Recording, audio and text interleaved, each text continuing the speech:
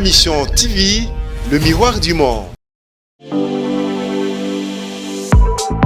Et du nouveau à Kinshasa, le complexe hôtelier Tremplin Royal sous Kanamasoro. Vous qui désirez passer des nuits inoubliables, l'hôtel Tremplin Royal vous offre un service de haute qualité, de chambres modernes répondant aux standings internationaux, salons et salles de bain bien équipées. Votre sécurité est assurée, les portes électroniques et même un coffre-fort dans la chambre. Tremplin Royal dispose d'un restaurant VIP, des plats de différents goûts à un prix hors conquérant, de boissons de toutes marques accompagnées d'une musique douce. Ce n'est pas tout. Pour vos déplacements, Tremplin Royal met à votre disposition une voiture pour tous vos déplacements et un groupe électrogène industriel pour faire face à la coupure d'électricité.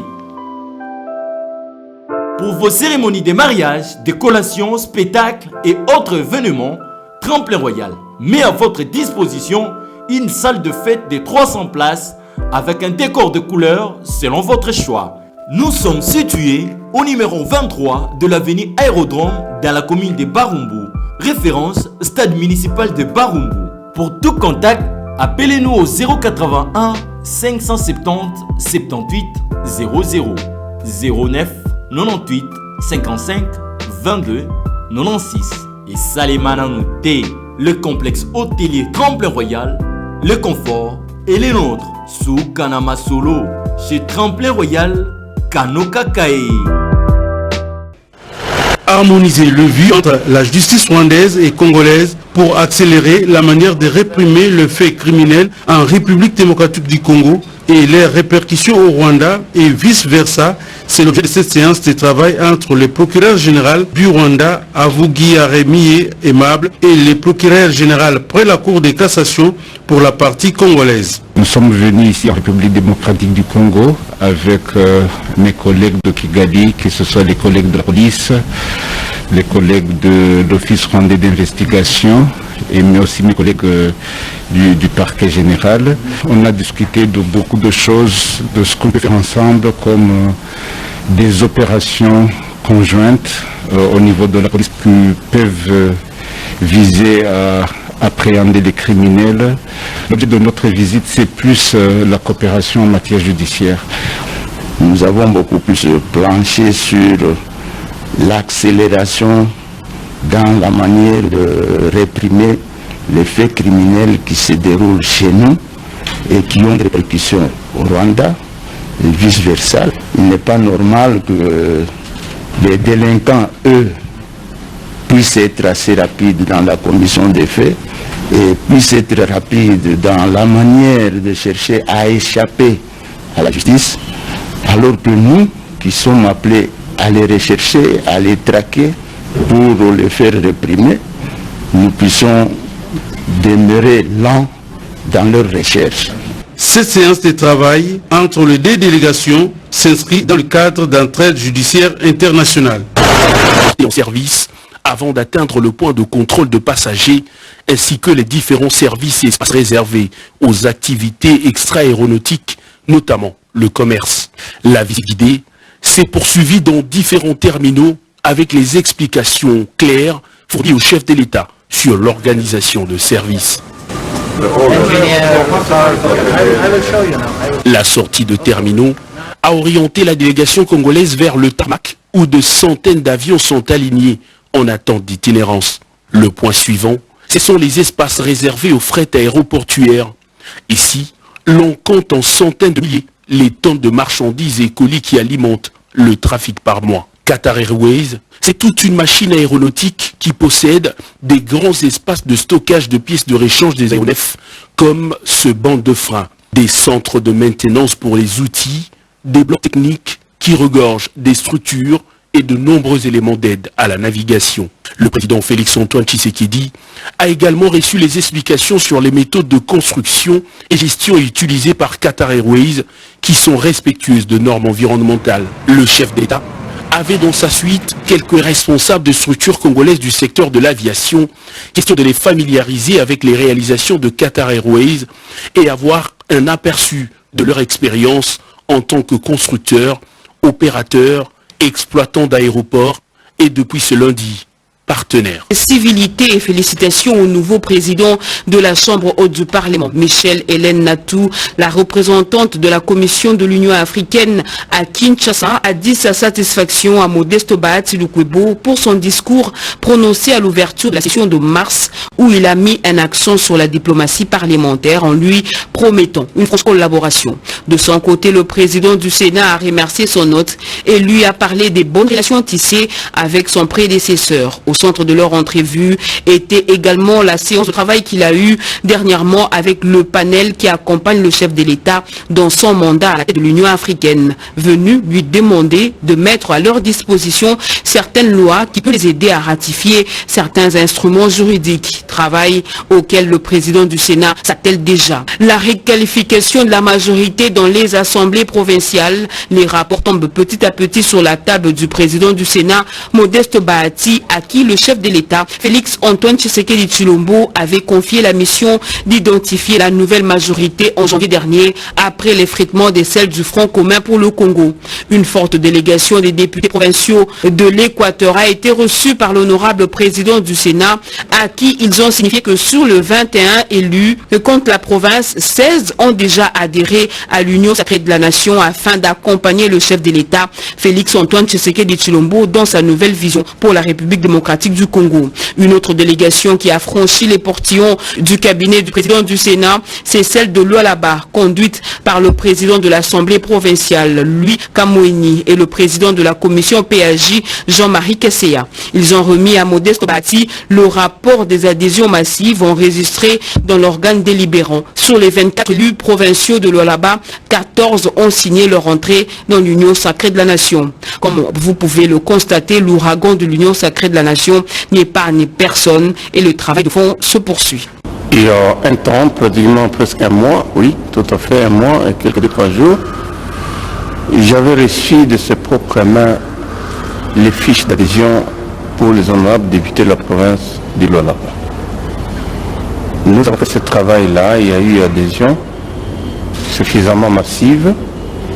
Il était tout à fait normal que je revienne ici où j'avais retiré ça pour remettre en main au professeur Bahati. Voici la raison de notre présence ici. Assemblée composée de 22 députés. Sur les 22, il y a 2 députés qui sont inactifs. Il y a un qui est décédé, l'autre il ne peut plus travailler pour le moment, donc il en reste 20. Sur les 20, 14 ont signé. Il en reste 6. Et sur les 6, il y en a qui n'étaient pas encore rentrés dans la province. Donc dès que nous rentrons, on va continuer avec le travail et compléter la liste. Parlement que par recommandation. C'est de cette façon-là que notre diplomatie pourra agir, et c'est de cette façon-là que nous pourrons agir par des recommandations. Nos propres populations sont parfois complices. Comment nous allons résoudre ça? Et là, c'est la question, c'est la responsabilité de nous, parlementaires, et surtout de nos amis parlementaires de ce côté-là. Parce qu'il faut convaincre les populations de cesser la connivence.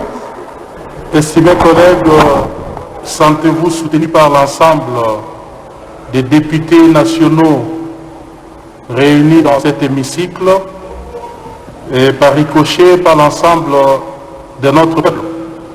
La question de l'insécurité à l'est du pays préoccupe tout Congolais épris de justice et de paix.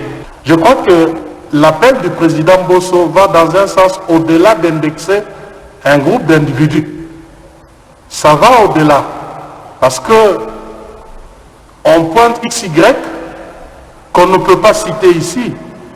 Mais tout simplement, nous interpellons à tout Congolais de s'intéresser sur cette question. Ou tout Congolais, parce que quand on est Congolais, on a l'âme du pays. On est patriote, n'est-ce pas? On ne peut pas être Congolais et participer à la destruction de son propre pays ou s'adonner à des actes de criminalité comme ça se passe à l'Est. Donc nous demandons, le président Bosso interpelle c'est qui, entre guillemets, serait derrière ces histoires. Son intention était d'interpeller toute personne, acteur politique, acteur de la société civile, militaire, qui serait derrière tout ce qui se passe à l'Est, de se retirer. Et ça, c'est clair qu'il y a des gens qui tirent les ficelles dans le délai constitutionnel dans notre pays au regard des contraintes de divers ordres auxquelles il fait actuellement face. C'est à cette question et à bien d'autres que les participants et les orateurs assemblés ce 30 mars au centre interdiocésain de la Cinco ont tenté de répondre. Le secrétaire général de la Cinco, l'abbé Cholet, a mentionné la nécessité d'identifier les priorités législatives, question de baliser le chemin d'un processus électoral apaisé en RDC. Notre vœu est de nous avoir au terme de cette manière électorale parlementaire, des idées claires sur la faisabilité des élections améliorées par rapport à celles du passé, malgré le temps relativement court qui reste. Cette matinée d'échange d'informations que l'Ordre national des experts électoraux a mis en route avec le bureau de liaison parlementaire de la Cinco a offert l'occasion aux députés nationaux du groupe de 13, les honorables Jacques Njoli et Pathé Mouyaya, puis au président de la CENI Corneille Nangaa, de développer leurs arguments. Comme lors de ses récentes interventions, le patron de la santé électorale a plus insisté sur la proposition des réformes et en valeur de renforcer l'indépendance de la CENI. Corneille Nangaa a fait des propositions pour être au rendez-vous à l'Assemblée nationale.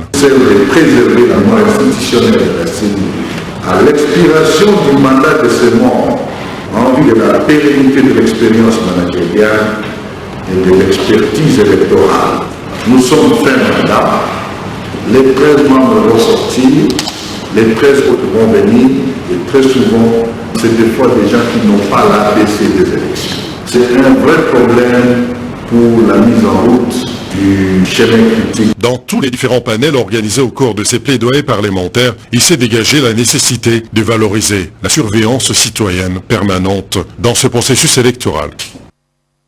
À la Société de communication Poste et Téléphone, il y a eu passage de pouvoir entre le directeur général entrant et les directeurs généraux sortants, Didier Moussété et puis Pierre Kalenga Moussaou. Le bâtiment de la Poste a servi de cadre à cette cérémonie le mardi dernier. Témoin de l'événement, Jean-Pierre Andolo Demazou. Le directeur général de la SCPT, Didier Moussété, retrouve ses fonctions 4 ans après sa suspension. Réhabilité par le Conseil d'État et remis en fonction suite aux résolutions de l'Assemblée générale extraordinaire et du Conseil d'administration de la SCPT, avalisé par le ministre du portefeuille. Didier Moussété a promis de donner le meilleur de lui-même pour l'essor de la société congolaise des postes et télécommunications. Le défi est immense. Il va falloir relever ce défi ensemble. Je pense que notre pays mérite d'avoir un opérateur de télécommunications digne de ce nom. Et le président Fachi mérite aussi d'avoir une entreprise de télécommunications, une grande envergure à la taille de notre pays. Il nous l'exige, il nous l'impose.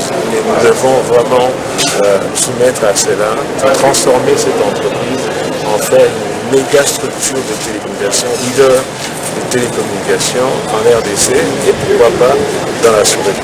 Je pense que nous en avons les capacités et nous allons le faire.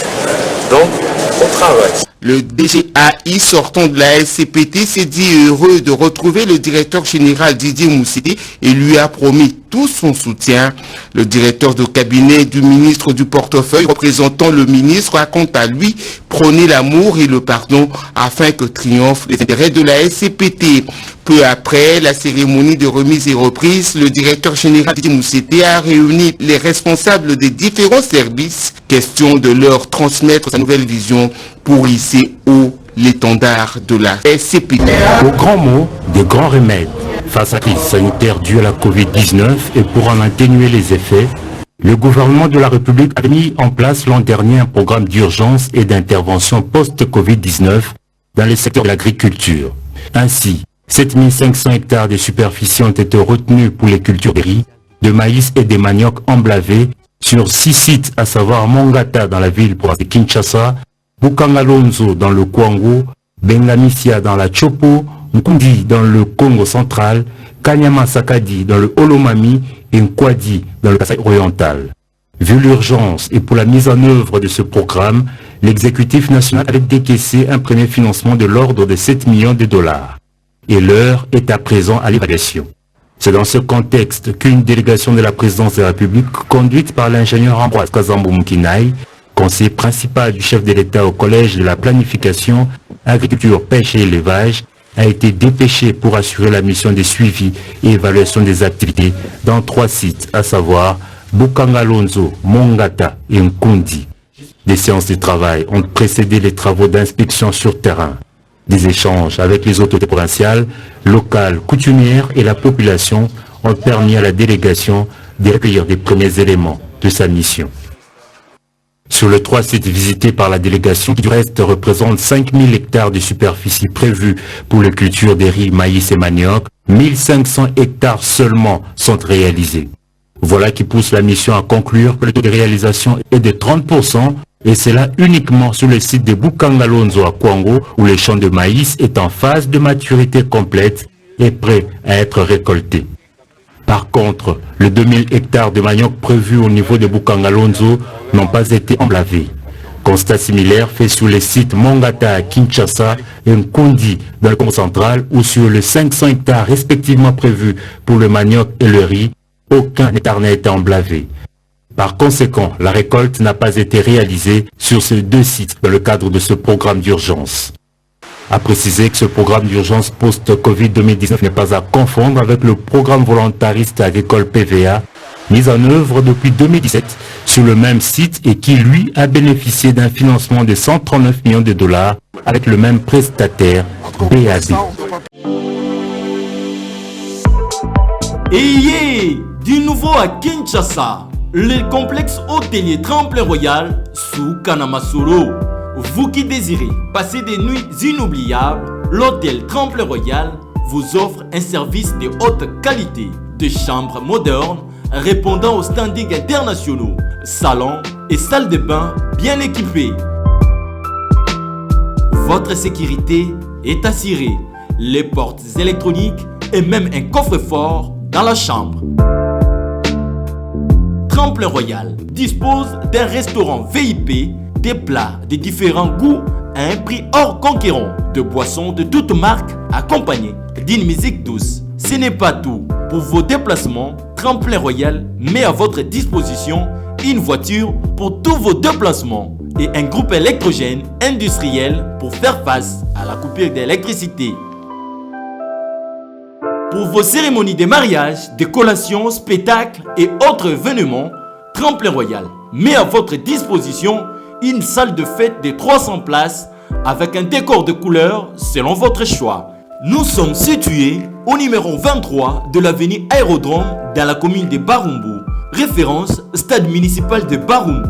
Pour tout contact, appelez-nous au 081 570 78 00 09 98 55 22 96 et Salimana Nouté, le complexe hôtelier Tremplin Royal, le confort et les nôtres sous Kanama Solo chez Tremplin Royal Kanoka Kae.